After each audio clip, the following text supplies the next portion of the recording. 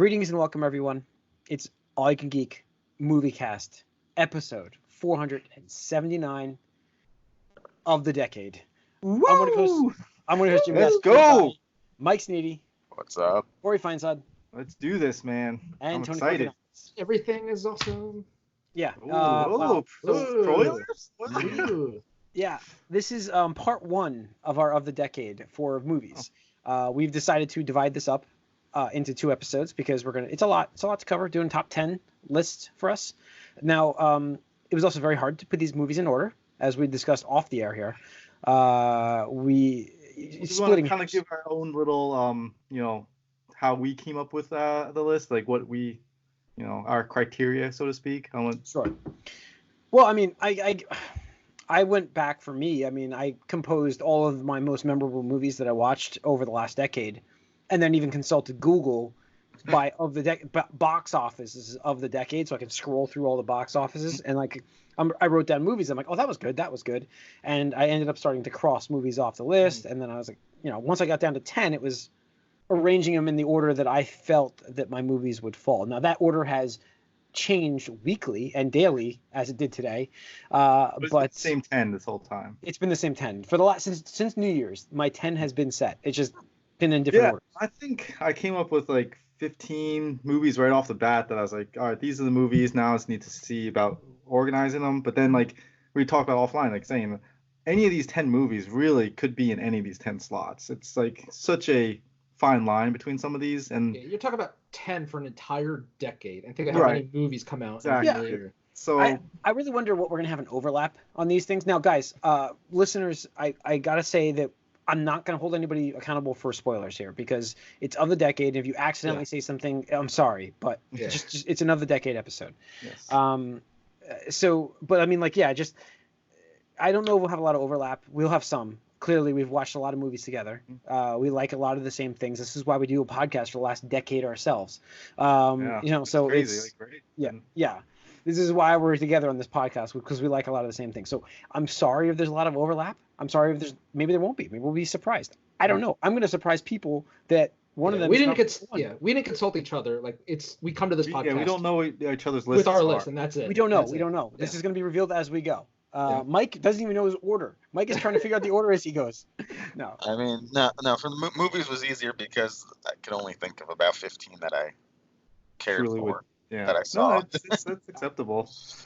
All right, guys. Let's get into it. Let's do it. Let's do this. This is 10 through 6. This is part 1. We're doing 10 through 6 of the movies right now. I'm going to kick us off with of the decade. This is so hard to put in. I'm setting this into stone now. Oh, I got nerve. I don't know if my order's right. Oh, no. Just do it. Say it. Number Lock 10, it in, Jim. Lock Spider-Man it in. Homecoming. Ooh, Spider-Man Homecoming. Number 10. Off air, before Mike even joined on the podcast earlier, I was talking to Tony and Corey about how I had Kick-Ass in my number 10 spot. And I looked at my list this morning even, and I'm like, I had Spider-Man Homecoming written down. I'm like, I can't, despite I love watching Kick-Ass, I love that, watching that movie. Spider-Man Homecoming is a better movie. It's a great movie. It's my favorite hero, and he's in the best form we've seen him up until there's another form that we've seen him as, but this was the best form to make the list for me, a top 10. Spider-Man Homecoming. Spider-Man. Yeah, I mean, I gotta say, man, the one thing I loved about the Morbius trailer was that it was in the Spider-Man universe and it has Michael Keaton in it as the Vulture. Clearly, I thought it was Jameson, not in the trailer, but he's in this movie. J.K. Simmons. I just love that tie-in. I'm sorry. I know that I'm not hyped for Morbius that much, but I just I love that tie-in here. Mm-hmm. But yeah, this movie was fantastic. I mean, I was so worried as we had conversations over and over on our podcast about who the best Peter Parker Spider-Man was. And I said, you cannot count him because he has not been in it long enough, but he is the best Peter Parker Spider-Man we've ever gotten. Yeah. Okay. And I can make that statement without a doubt. You can't argue that at this point. Yeah, no, I mean, I really love that movie. Spoiler, it didn't make my list actually. I had to fight for it. I was like, oh man.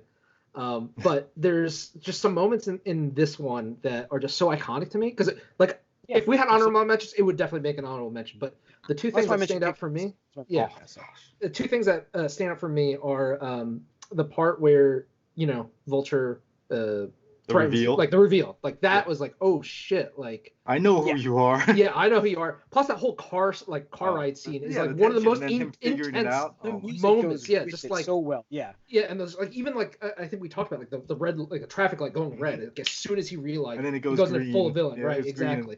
Yep. But then the other moment is when character moment between him and Tony Stark where he fucks up after the ship thing, and he's like, give me the suit back, and he's like, but I need it, and he's like, if you can't do this without the suit, then you don't deserve it. And I was just like, damn, like that's a Spider-Man learning decade moment. The moments there. Yeah, right there. that's it right there, because and that's the whole rest of the movie. He has to just do it on his own there. I mean, obviously he has his powers, really but he doesn't have the gadgets. Capture the character in every aspect, like and the actor, Tom Holland. You have to just tip the hat, man. That guy's like really embodied who he is as the character. So yeah. I mean, just that whole scene too, because he's like, if you cared, you would be here, and he just steps out of the Iron Man armor. You're like, that was oh shit, like you fucked up, like you fucked up more. He's like, I just want to be like you, and he's like, I wanted you to be better than me, and it's like, damn, like I feel like I'm getting yelled at by my dad right now because it's like, okay, I love that mix. So yeah, it was great. That was my number 10. So Mike, what was your number 10? My number 10 was Guardians of the Galaxy. Nice. Did not make my list, but yes, great movie.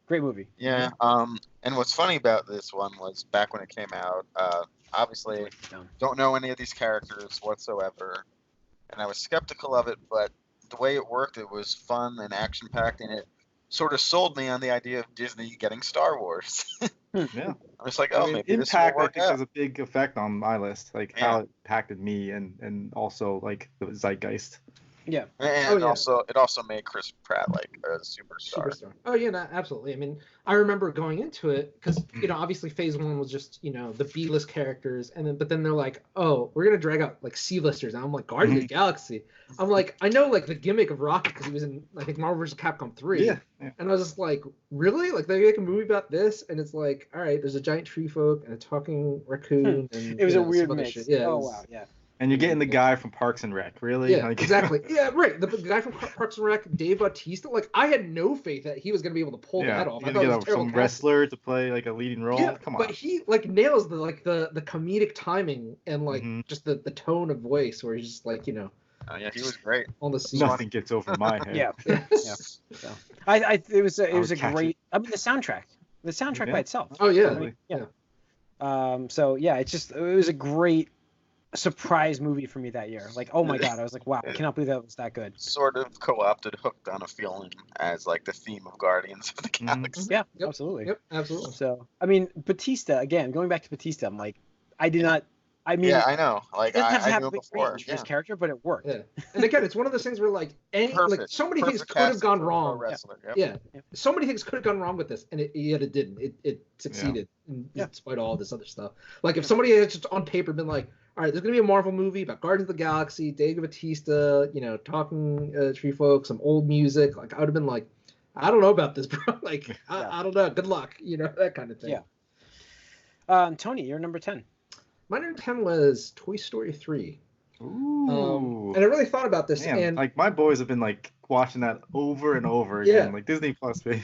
Yeah, and what I have to say about this is, I mean, Toy Story 1 is probably like one of my favorite childhood movies of all time because just even if, like, aside from being an entertaining movie, like that was what really drew me into like 3D animation because it was like it was the first like, that really nailed it. Yeah, exactly. Made it believable at the time. Yep. But also, when Toy Story 3 came out, there was such a huge gap between 2 and 3. And I know we've talked about this a lot recently on the podcast about how a lot of these sequels, even only like four-ish years out, are missing their timing. So when Toy Story 3 was announced and coming out, I was like, oh man, I don't know. Like, I'm happy, but it's been so long. But seeing that as an adult, like it still gave me those same feelings because, Andy had grown up and, left his toys behind. I haven't left so many of my toys behind, but I can definitely relate to that feeling. But that ending, and again, it's just so powerful. Where it's like that just punched me in the gut and stabbed me in the heart at the same time. I was like the tearing up. I was like garbage part. Yeah. Or where like did you start holding hands? I'm like, yeah. This is happening. For me, that was nothing compared to just him giving away the toys. That was the Really? part. Yeah, both No, of them. I mean, both of the them. thing is, it hits you twice because like you Yeah. don't know that's coming, and so and you think for See, me, like I wasn't worried about the garbage thing. I'm just like, oh, it's a nice little false peril. No, I mean, I was it wasn't you knew they were getting out, but the fact that they accepted that they were gonna go and they were like, you know what, we're here, we're a family, we're together, it's okay, like we're okay, we're gonna be okay because we're together, and that really got me. Yeah. I was definitely in tears in that at that moment. Yep. And then again when he gives them away. Yep. And it just it's funny that I mentioned that because I don't want to, but like Toy Story 4, like Yeah. It's the I Toy Story 4 watch was Toy Story 4 too much primarily rehash. because of that. Yeah. I'm like, I don't want to be emotionally manipulated again. I felt like I don't think 4 had that. I thought 2 was very similar to 3 as it was, but yeah, I remember you mentioning that when it came out. But 4 after watching them back to back, because my boys are in love with Toy Story right now. I mean, I want to go back. I do want to go back and watch these now. They don't seem similar that much at all. Really, I want to go back and do that. Because I got Arya here. I can watch. I can go back and watch it. We actually never watched the ending of 4 because we had that issue at the theater. So, yeah, we still have the last 5 minutes to watch that movie. Shitty issue. Yeah. So it's a shitty memory there. Yeah. But all right, Corey, you're number 10. All right. I'm just gonna do a little Jim here and just say, Fast and Furious franchise is not on my list, and I love that franchise. It's not on my list. I cannot believe it did not make your list. I was ready to write down a 10. Fast 7 definitely was gonna make your list because I thought you loved that. If I was gonna put one, it'd probably be 5, just because. Fast 5, that's right. Yeah, but it didn't make my list. This spot is a combo spot because it's Avengers / Endgame Avengers. Okay. 10. You're going like Infinity War Saga? Or This Avengers as a series, the Avengers movies. You merged yours together, and that's what I did later. I did that later as well. Because I couldn't just pick, I couldn't have Avengers and then Avengers Endgame and Avengers Infinity War. I couldn't do them all. Like it's just they took up my 10th slot for me. I think if I was going to pick one, I'd put Avengers, the first one. If I was going to put a gun to my head, I'd be like, all right, the first Avengers is going to be it. But I couldn't leave Endgame off of my list because the impact that had on society, and this like it capping it. So I wanted the first Avengers and Endgame, like this, like bookends here. And I want to just talk because they changed the game as far as what you expect and what you established like this team that you didn't think could ever work on screen. How you can bring these characters together and make it work, and then how you can complete. We talked about this with Star Wars, like how you end something is just as, if not more important than how you. It's not how you start; it's always how you finish. But and so just like it was what they did there is a miracle, and so it's. That's on my 10th slot, and I'm feeling it's going to be on people's. It's going to be higher. I did what you did, but later on, and we will discuss that tonight later on for me. So if you get an idea of where that is on my list, so that's my number 10. Yeah. All right, my number. Oh, my phone turned off. Number 9, Deadpool. Deadpool. Almost made my list, but yeah, it's up there. Okay, so yeah. Deadpool, for me, like a lot, and my list has, I guess, this kind of thing, like with the Avengers as well. Rated R, superhero movie, like it worked. Holy shit, it worked. Especially with my feelings of the X-Men franchise at that point in time. I'm just like, because to me it was dead. It was dead to me. I don't care. And he even made fun of that in the movie, and I love that about this movie. The meta commentary was just amazing. So there was multiple times in this movie in the theater that I was laughing out loud, and it's very, very rare. Right actor at the right time with the right, timing was perfect to do that. So. Like in a theater, like even when I see comedies in a theater, I chuckle, but when I'm actually like laughing, like it's very rare for that to happen, and that's like a good mark of like a really fun movie for me. I really enjoyed this movie a lot. It was so fun. I've watched it multiple times. I don't own the second one, if that makes it any. Like I own a lot of movies. I never bought the second one. I didn't hate the second one, but this was so good. This movie. Yeah, no, I mean, the first one is just, absolutely, it's funny. I will say that without a doubt. Like that is probably my comedy of the decade. Now that I think about it, that's what I'm saying. Like that's why it's on my list. That's why I'm in the top 10. But I mean, even at its core, when you like strip it down to like the actual story and stuff, like it's a very serious story if you want to look at it from that view about a man getting cancer and doing experimental trial to just beat it. And I think I said on the Spoilercast, but when he it's a love story. Yeah, it is a love story. But when he's in the doctor's office receiving that news for the first time, and he monologues, I think, or says out loud, which of the, he's like, I'm hearing all this stuff about, this, she's that, the other things. She's plans. asking questions, and I'm just thinking about how much time I have left with her, and it's just like that's. It's deep. Yeah, it is like it's 100% deep. It does. It was definitely a Valentine's Day movie. It came out on Valentine's. Yeah. It was, like they were so good together too. Like the actors were. They had great chemistry. Yeah, absolutely. And even though the villain was so weak, it's still like Deadpool carried the movie so much that it didn't matter. He didn't need a villain. Yeah, it was that good. He didn't need a villain. So and Colossus was Colossus was fun. Incredible. Yeah. All right, Mike, you're number 9. My number 9 almost read from the wrong list. Disaster Artist. Ooh, yeah, there it is. Yeah.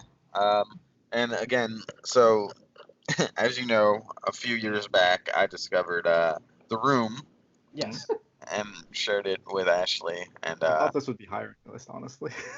I mean, because honestly, it wasn't as fun as actually watching the bad movie it's based on. But yeah, I could see. Yeah. So, but I obviously this was like Oscar nominated, and I don't know if it won for something. I'm not sure, but it added like some heart and humanity to basically the story of someone who went way in over his head and was kind of silly, but it made him sympathetic, and it was a good different perspective. Yeah. Yeah, and but it was nice because, like, I don't know, when you like research this guy a little bit, like at first you're like, oh, this guy, Tommy Wiseau, this guy, he must be a narcissist. He thinks he can do things he can't. He's bossing people around. Where did he get his money from? He's probably part of the mafia or some shit. Like that's your initial reaction, and then like you see him, and I recommend seeing the Tommy Wise Show on YouTube, where someone like wrangled him into like playing video games and reacting, and he's really funny actually. As a slightly contained version of himself, which you just hear at the very end of this movie as a cameo. But like he ends up being lovable despite the fact that he made like a movie that is laughably bad, but in a way, because it was so bad, it was still something good because it's just so funny and like it's gained this cult following, and it's an interesting story about like failing but not at the same time. Failing up, baby. Yeah. Yeah. So and it was a good adaptation, I think, and it's based on a book written by his friend who's also in the movie, Greg Sestero. So cool. It's very interesting. All right, Tony, you're number 9. Number 9 was John Wick. That is just when I think about. I try to represent, as many different genres as I could. But there were some that were just weak for the decade, in my opinion, and stuff like that. But I had to represent action, and this was like the quintessential action movie, I believe, of the decade. Arguable. Sure. Okay, I mean, I'm open to being wrong. I don't know about that. This is on my list a lot higher. But yeah, it's just one of those movies where like I've seen it and it's just like holy shit, like edge of my seat kind of things. I still remember because I saw it. Like I remember, I think Corey, you had talked about it first, and I was hanging out with Happel one night, and he's like, "Oh yeah, I just got John Wick and John Wick 2 on Blu-ray." I was like, "Oh shit!" Like I wanted to see that. And he's like, "Oh, you want to watch?" Like I was like, "Oh, I don't know about watching both of them, but I'll definitely watch the first one with you." So we watched the first one. I was just like, "Holy shit!" And like he could verify that for me. I was just like, "Holy shit!" Like that kind of thing. And as soon as the first one was like, put that second one in, like right now, like I need to see this one. In my opinion, the second one's not as good, but like it's still amazing. But the first one's just like perfect revenge story, just kind of like fucking shit up. And Keanu Reeves, my boy, and just the dedication he had to like really learning, practical stuff, like getting the actors to actually be doing the stunts and doing the effects and stuff instead of stand-ins and stuff. It really makes a difference, and the training that he put into it shows on camera.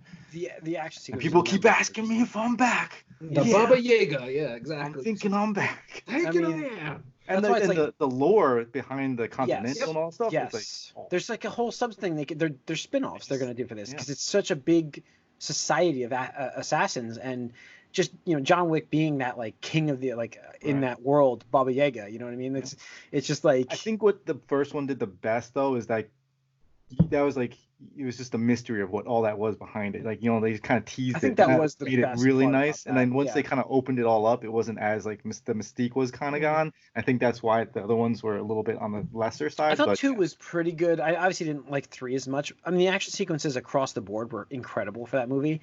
That's why it's higher on my list as well. I give that up right now. That's why I don't mind talking about it right now. It will not make this show, but I will talk about it later. In fact, we're gonna split hairs at the end of this episode for me, but whatever. We'll talk about that. Yeah. So, but yeah, I agree with you. I mean, it's that action movie that, I mean, Keanu Reeves just is he's back. He's back. I mean, that line with him being back was like perfect for it, because he's back in a big way. And that was that really did bring him back. I mean, and just like all double tapping everybody was just like, yes. I mean, I love that. I mean, he's that house sequence. He's just like professional. Like, he's dead, but let's just make sure he's dead for real here. There's nobody's getting the cleaners come, and it's like, oh, are you back? Dinner party for 12.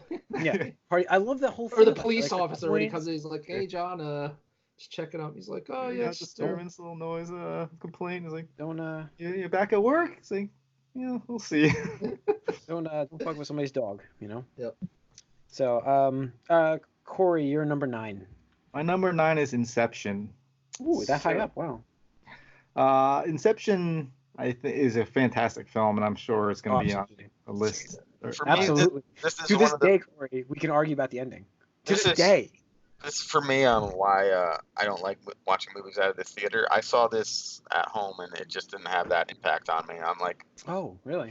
Yeah, I can understand that. Like, I think it's funny because Gravity is not on my list, and Gravity is probably one of the I thought most. Gravity would make your list. Spoiler alert, it's not. It was one of the best movie theater experiences I've ever had, but it doesn't hold up at home. It does okay at home. I watched it at home. I enjoyed it. I didn't know it was like. That's where you need a good sound system.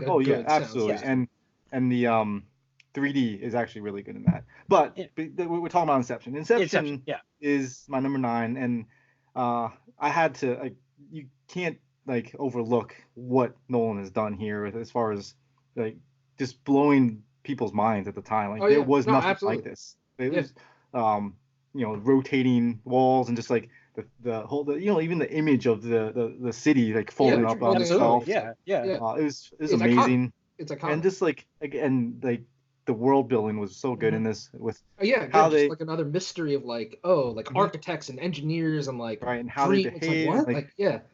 I love the scene with Joseph Gordon-Levitt and Ellen Page, and he gives her a kiss. What was that for? It's like, oh, it's whatever. Just doing it. But it was so cool. And then just the concept of going deeper into someone's dreams and going deeper into the mind, and the kick and whatever. It's like everybody was quoting that stuff, everybody at the time. So I mean, again, like I said, it had one of the most arguable endings. It left so open. Controversial. Yeah. Of what actually happened, and it's just and we both you can interpret it. Yeah, you can interpret it so many different ways, and it really rewards multiple viewings. You find new things every time you go through and watch it. Yeah, that first one it's almost so much of a shock. You're just obvious, I consider myself smart, but even I kind of I was like, wait, what? It's a little weird because you have to juggle the different dream layers because they constantly jump back and forth. And then it's a battle of what you want and then what you know from the rules. Right, exactly. The movie that they created, and you're like, and then it just cuts it off, and you're like, what? No. It's just as soon as you started to understand everything, nope, a kick, and it's the new thing. But I mean, it's just such an amazing movie, and it's an original thing, absolutely 100% original idea, which is just so rare, as we progress further and further into the timeline here, and just that's my favorite Christopher Nolan movie. Yeah, it was a 2010 movie, right? That was 2010. 2010 just made the decade, right? Kicked off the decade, at the beginning of the decade. Yeah. So cool. We'll cover that a little later too. Decade of deep horns. All right. Because of that movie. My number 8, Rise of the Planet of the Apes. Love this movie. I mean, I can't believe you guys. Unlike Corey with his Fast and Furious stuff, I'm following through with my Planet of the Apes. I really enjoyed even the Charlton Heston movies, but this was a completely different style movie. Yeah, this is a completely different style movie. I mean, Caesar, Andy Serkis, right? Andy Serkis, yeah. Yeah. He was remarkable to bring that character to life. An animated ape, to give like human emotion out of it. Yeah, the motion capture was incredible. The story was amazing. James Franco was great in this, and I don't really like James Franco, and I thought he was great in it. You get great performances. You really feel for the apes in the fall of and not, well, I guess a little bit of the fall of humanity, but you kind of understand that story part of it. But like, just even what you're going through into the oppression and stuff, even like and the whole series, I felt like all 3 of the movies that he came out with, Matt Reeves, which is why I'm very excited for the Batman, by the way, because like you get this emotion and this overarching thing of like, you get multiple stories within the story. So you get like society and you get the fall of society, but you also have this side of the humanity, and like you have to feel for them as well, because while they were jerks and asses, they are about to be extinct in the series, at some point, and or completely change, and then it's a power flip, and it's just like I love this entire saga. But the first movie itself, Rise of the Planet of the Apes, reestablished that, and that's why it's on my list. I try to single out the movies, the ones that like started it. For me, like I said, like the Avengers for me is coming up at some point here, but this movie is the start of it. So it's like I had to make it. It had to make my list, my decade list. I love watching all 3 of these movies. So, Mike, number 8. My number 8 is Into the Spider-Verse. Oh, nice. Number 8. Yeah. Okay. I know it's probably higher for you guys. I liked it. It's just not like mind blowing to me. I didn't really love. I know that the animation is part of what went for it, but I don't know, the lower like frames sort of bugged me a little bit. But it was a fun movie. It had a different take on Spider-Man, different Spider-Man characters. I loved older Peter Parker and the little bait and switch kind of. One more time. Yeah, I love that whole thing. Okay, let's do this one more time. And it was just a good movie. It came out of nowhere, kind of a surprise. No one expected this like animated movie. We all heard about it. I was like, whatever. Like, Sony Animation's gonna do some stupid Spider-Verse movie. But it was great. It made Miles Morales like interesting, and it got a lot of different stuff, really, just about Spider-Man from a different angle, and it was pretty cool. So. Yeah, no, I completely agree. It is, spoiler, it's on my list as well at some point, and this movie completely blew my mind away. I was shocked at how well done they did the story. The animation was just some of the best animation I've seen ever, and I love the fact that they brought comic book aspects from the pages to the screen in believable and ways that made sense, and just I love this movie so much. So yeah, you'll see it higher. Yeah, you will. So, all right, Tony, number 8. Mine was a movie I haven't really talked about too much on the podcast, but it's The Social Network.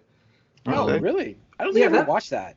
That movie. What? You have not seen this movie? I don't think I've ever seen it. You need to see this. Jesse Eisenberg and Andrew Garfield, man. I don't like either of them. Yeah. No, dude, don't get me wrong. I don't like either of them either. But this movie was just like perfect for them actually in those roles, because like you just want to hate them all. Yeah, you want to hate them all. Like when that came out. I know, dude. I know. I hate Jesse Eisenberg even more now, and I hate Andrew Garfield for destroying Spider-Man. So. Yeah. But yeah, I mean, it's a fantastic film. It is. It really is. I would absolutely recommend it. It's a great story too. Just like Yeah. Yeah. I wouldn't want to be anybody involved in the story, other than like one of the rich fucks. But yeah, it's just one of those. It's crazy that it's based on reality, obviously, and they take some liberties, I'm sure, with it. But like at the core, it's a movie about just some asshole dude, bro, tech, smart asshole, just getting what he wants. And those go together, dude, bro, tech guy. Yeah, there were some dude bros. I don't know. There's some Zuckerberg's a dude bro though. He's not. No, maybe he's not a dude bro, but there are other the nerd douchey, bro. yeah, the nerd. He's a nerd bro. There you go. But just how he interacts and just the whole concept of how like awkward Facebook. he is too. Like Right, Jesse how Eisenberg was born to play this character. Yeah. In this movie. But yeah, just it's so interesting, and especially I think if you saw it now, because like whenever this came out, Facebook was popular, but it wasn't like almost like essential for anything these days. Whether you're business or a celebrity or a personality or a company, whatever, you have to have a Facebook page. So it was interesting to see back then, but to watch it now, and I think I want to do it actually because of this list. I was like, oh, I have this, and I haven't even like watched it probably since it first came out and stuff like that. But just the way they frame him as a person, and even the ending is just like interesting. Like without spoiling, because that's I think a part of it. But yeah, it's a really good movie all around. Cool. No, yeah, it's a great film. Great film. Yeah. Based on reality. It's crazy. Yeah. Corey, number 8. My number 8 is Deadpool. We talked about it a little bit. Deadpool, nice. Crossover. Bam. We do have a lot of overlap. Yeah. No way. But yeah, so I just just real quick. Loved Ryan Reynolds in this role. I think that is amazing how this came to be like, somebody leaked some footage. Oh, look at this. Let's make a movie. And what they did with the $50 million that they were given is amazing. I think that right time, right place for these guys. And that meta commentary about like, I left the gun in the car, so I have X amount of bullets. Is like that's how much budget they had, like to do exactly 6 bullets or. and unfortunately, like TJ Miller, like before he like had this crazy whatever meltdown or whatever he did, it's like he was fantastic in this movie too, which he was great. Yeah. Is Weasel or whatever his name. Was he in the second movie? Yes. Yeah. And then the baby hand. I mean, come on. But yeah, that's I think that changed the game for rated R comic book movies. Absolutely. Yeah. Mm-hmm. I mean, that's it showed what we was wouldn't possible. have Logan or Joker if this movie didn't exist. Yeah. Absolutely not. Absolutely not.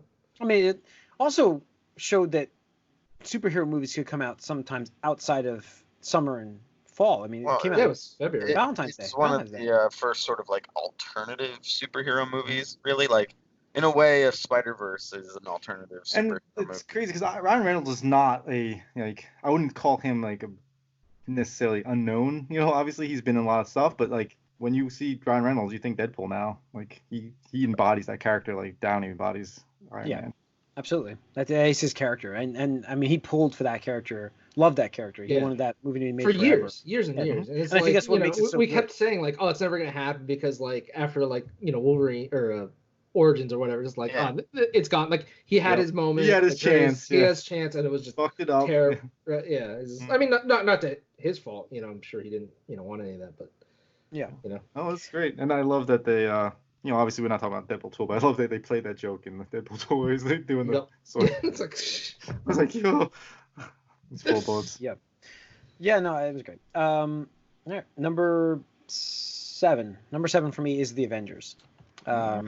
So I'm gonna rate that a little higher than you, but and I guess you can lump them all in here because it's not like I'm gonna show like Endgame's not gonna be on my list later, and obviously I just wanted to put it in as the saga, because again it's like we've said that how many times in the podcast, all of this had so much that could fail, and gambling like crazy that you put these guys all on screen with trying to split the screen time, just directing that mess, it's got to be crazy, and yet it all works. It works great.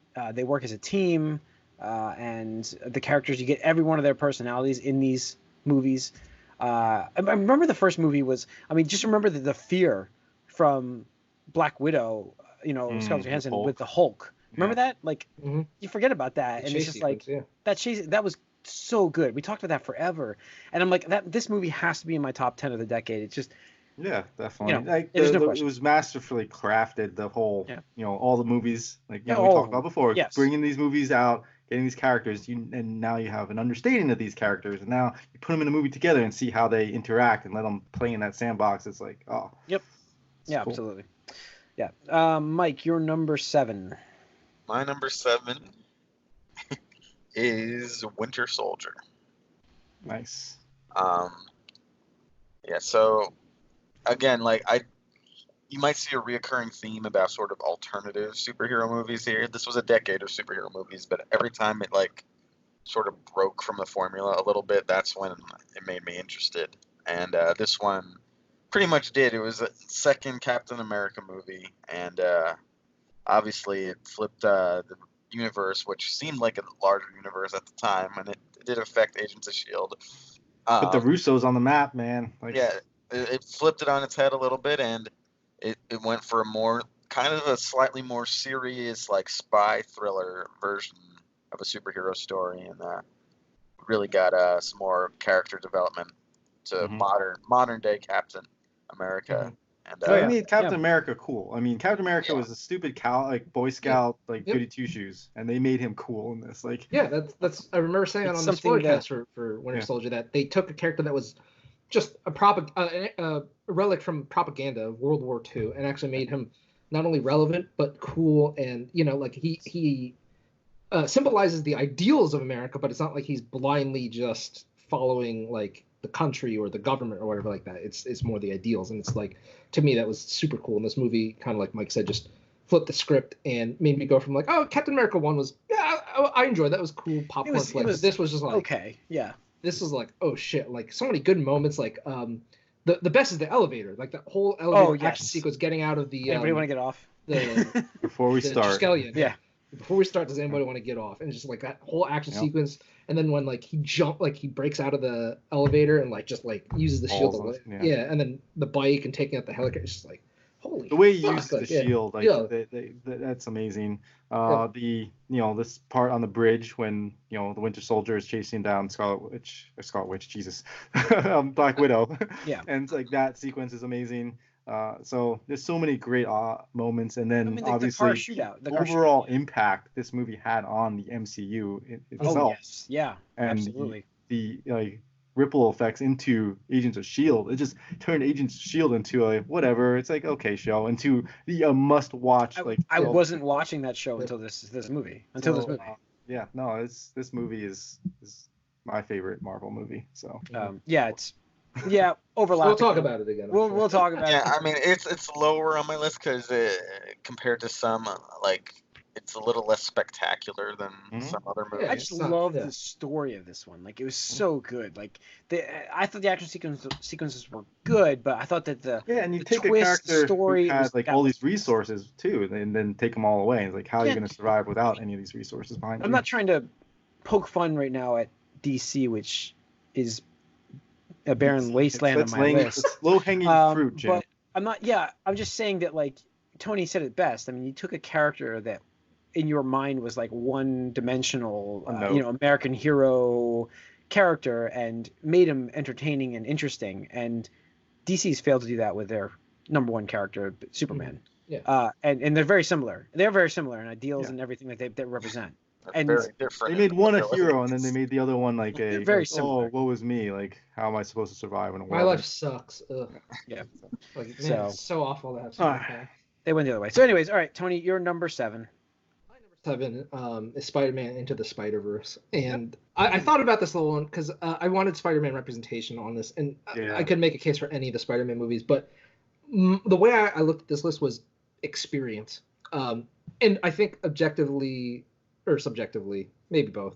I think Homecoming is probably my favorite and best movie overall, but in terms of theatrical experience, seeing Spider-Man Into the Spider-Verse was just mind-blowing. And I think fantastic. I just because of the animation style, and I know, Corey, that's one of the things that you love talking about the most, which I agree with, was just that unique style of like this comic book animated, like, grainy, like, I don't know how to describe it really well. If you've seen the movie, you know what I'm talking about, but it just captures the essence of a comic book in animated form. And it just juggles this like awesome idea of like, hey, how can we introduce Miles Morales to the greater public now, but still like get people who are like, oh, well, I want to see classic Spider-Man, but also introduce Spider-Man Noir, Spider-Ham, like all these characters. It's what the fuck is going on here? And again, one of those things, kind of like Guardians were saying, like so many things could have gone wrong. Like I'd written this movie off because I lost faith in Sony Pictures at that time, but it made me a believer, and I'm really happy for it. I love everything, the soundtrack, the animation. That sequence, I think, Corey, if it's on your list, you'll talk about it. But when he breaks away from the building at the end, when he finally believes himself, and he's just like falling down, like that's an iconic moment to me. Absolutely, and the music's so good. I mean, just the visuals in that entire movie were incredible, and the music was great. I mean, the visuals were so memorable. That's all you can think about. Visually and like the sound design, like all that together, just like.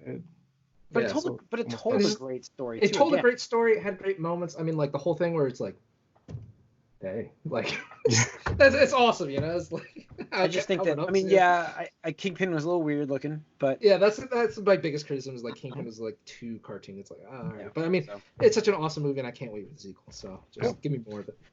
All right, Corey, number 7. My number 7 is The Raid. Oh. Nice. I thought we talk about action martial arts film. This is probably the quintessential martial arts film in my movie, like modern. Like obviously that you got your older Jackie Chan, Bruce Lee type of stuff, but to me this is like the modern quintessential martial arts film. Yeah. And the idea of what it is, just the guy going up a building, trying to get to the top floor. It's like a video game. Let's call it what it is, Corey. There's like a video. Yeah, like I was gonna say, it's a video game, and I'm gonna piggyback with you here because this is my number 6. But so I'm gonna piggyback with you here. Go on, keep going. Though. Yeah, no, and so just him like climbing each level is like. Same thing, getting tougher and tougher. The action sequences, it was so choreography. Again, they had like boss battles to clear a floor essentially. It was like so much like a video game. I love that aspect of this movie. But keep going. Yeah, no, same thing. It's just the direction was really well like done for this, like for a martial arts film. There was like story behind it too. Like sometimes you lose that here, and I feel like that there was like a story it was decent. It didn't need to be there. It was The thing is, it didn't even need to be there because of how good like every sequence was. And they just went right into it. But it was they got you into this building quick. They got you in that building so quick too. It was like, boom, get in there. Some of these actors and characters that you'll see later on in different movies, and you're like, oh man, like I remember them in The Raid. It's like this is amazing, and I mean that's the thing. Like you get them in the Force Awakens. Force Awakens. They're in that. Yeah, but yeah, I love this as a martial arts film. This is my favorite of the decade, and I wanted to make sure. Yes, and I agree with you. That's why it made my number 6 because as a martial arts film, it is incredible. I ranked. You felt every like action sequence too. Like you felt like the pain and like the hits every time. They felt. Yeah, hard. I mean, this was a tough decision between 5 and 6, and I'm not going to get to my 5. Right. It has been said on this podcast already, but it was very. I flip these two constantly because I'm splitting hairs between how much I enjoyed these two movies. But The Raid was like, I would never have watched it had both of you had recommended it. Tony, I think you had talked about it in the podcast, and Corey afterwards. And then I'm like, okay, I have to check this out. And I'm like, this is incredible. The actions, I mean, just the fight sequences by themselves. Just forget the story, forget the whole thing. Just by itself, they were that good. Oh yeah, absolutely. Like if you took, I mean, the story's there, and for a martial arts movie, I'd say it's actually pretty good. But if you were to just take the clips of all the fight sequences, I would still just watch that movie. Like I could watch that movie. That's my point, and that's why it's like number 6 for me because it's like it's such a because it still had a pretty good story. It was good enough for what this movie was, and like again, it wasn't like you weren't there for the story; you were there for the action, and it's like you still get hard to imagine these people are doing these things. It's like you still get attached to it. You're like, oh man, you're rooting for them. It's like it's just, it's just they get that even though it's such a quick establishment of what they're going through this, why they're going through this. I just have to give these actors so much credit because they really get you that information fast and good. Like they deliver it. So choreography is just amazing. The choreography by itself, like you said, these people are like a group now. They're like a team. I forget what they call them, but they're a team of people. Like you cast them as a group. They're in John Wick 3. They're John Wick 3. A couple of them, yeah. They're in John Wick 3 at the end. The glass room. They're the Mark Dacascos group. Yep, they're in Force Awakens too. So. And they're in Force Awakens, yep. And on the ship, I mean, you'll notice very similar people there, and because they're a group of martial artists that like choreograph these fight sequences, and they're so good at it that they brought them in for multiple things. They brought them in to fix things. I mean, I think they tried to fix. I'm trying to think what show they brought them in to try to fix. It was recent, but they brought in these showrunners to try to fix bad action sequences in a show. Because it was, but that's what I'm saying. Like it's such a impactful movie for the decade, that for me it had to be, 7 and 6, same area. I don't know if Tony, did it make your list? I'm not trying. It does. Well, it's Not spoiler. Yeah, it does. It does. I figured it would make his list. I'm shocked we haven't heard it yet. So I'm like, wow, okay, really like that. I can't wait. So I did later. Yeah, I mean, we'll talk about it later. But like, the thing I would have to say is like, I mean, martial arts movies overall kind of like died down. Obviously, they just weren't popular anymore. And to see this kind of like resurgitated, like my interest and my passion for it, because it's one of the things that, like, I'm trying to think like the last pure, martial arts movie that I enjoyed that much, and it was either Matrix, which I would classify, or Crouching Tiger, Hidden Dragon, which were decade. The Ip Man. I didn't realize that too. The Ip Man, the Ip Man movies were pretty good, but like this just was hands and shoulders just amazing. And stuff like that. But yeah, I'll talk about it. We'll get it later. Mike, number 6. My number 6 is Spider-Man: Homecoming. Yay! Nice. And so Spider-Man is probably my second favorite Marvel character, and so having him back in his own movie was a big deal in the MCU. And in the MCU, that was key. Yeah. And it was just, and I had my reservations about it, and I still don't really like a lot of the high school scenes in the movie or that little clique too much, but they got the feel of Peter Parker balancing real life and Jim. Yeah, this just happened. But Mike, they still got the right theme of Peter Parker, trying to establish this. That's his character. But I did like this movie a lot. It was it had a twist that I should have seen coming. I felt like it was real obvious after the fact, but I didn't see it beforehand. So when it happens, it's like, oh, but it's just like, oh, I was dumb. But it was a good twist. Good reintroduction to the character, and it was just a solid superhero movie that brought back some relevance to one of my favorite Marvel heroes who had fallen on hard times with. I have to say that twist though in the theater, like there was an audible shit. Yeah. Oh yeah, and Michael Keaton really was a great villain. It's funny that now that he's a little older, like his face has morphed into Jack Nicholson's. Yep. Yeah, a little bit. Yep. Yep. Could see it. All right, Tony, your number 6. My number 6 is Guardians of the Galaxy 2. And this, 2. Yeah, this is a little hard, and I think Corey would agree with me on this one, but I like the second one just a little bit better than the first one. First one would also be an honorable mention, but the second one, just took what we had established of the Guardians and kind of, threw a little wrench in the mix. There's like obviously some drama because, when you have that many people living together in a short confined space, I mean, you're going to get on each other's nerves, and there's going to be conflict, and tension and all that stuff. But what I really appreciate about this movie was that it expanded the universe, first of all, for the Marvel stuff with the Celestials and, Ego as a planet and everything like that. We got some Infinity Stone stuff, but for me, it was like really the character moments between it, like between Peter and Ego, between Nebula and Gamora, between Drax and Mantis, like and Rocket and everybody else, where just like you have these awesome moments about these people who are all flawed, deeply flawed individuals, and yet somehow they make it work because that's how real life is. A lot of times you have people, either friends or family, that you're not a perfect person. Your friends or your family aren't perfect, but you have to stick together because that's what you do. Mm-hmm. And that was it for me. And then I forgot to even mention Peter and Yondu. Oh, I mean, right. Yeah. That guy was such a in Guardians of the Galaxy 1, he was such a to me, yeah, exactly. It was a great moment. But he was such a one-dimensional, whatever. It's fucking what's his name from Walking Dead. But 2 just made him such deeper because he had this this relationship where he kind of was pissed at Quill, but at the same time he has a soft spot for him, kind of like Mando and Baby Yoda and stuff like that, where it's father, right, but yep, exactly. And that is so that line right there is the epitome of that movie for me, because it's Peter's looking for his meaning of his birth, and I guess going for another intergalactic space adventure of recent times, but he's given that and he rejects it. He's like, well, I don't want that, kill my mom, and stuff like that. And he's like, you're right, Yondu was my dad and stuff like that, and just like that last sequence and how they got just even the realization of that aspect too, where he's like, he thinks he's got everything he wants now. He's like, but it's all facade because there's no meaning, there's no like emotional meaning behind it all, because it's all just ego trying to use him for his own purposes instead of actually having feelings for him. Where he has this family now, which he didn't recognize because he was so like blinders on, looking for this one specific thing, which he had.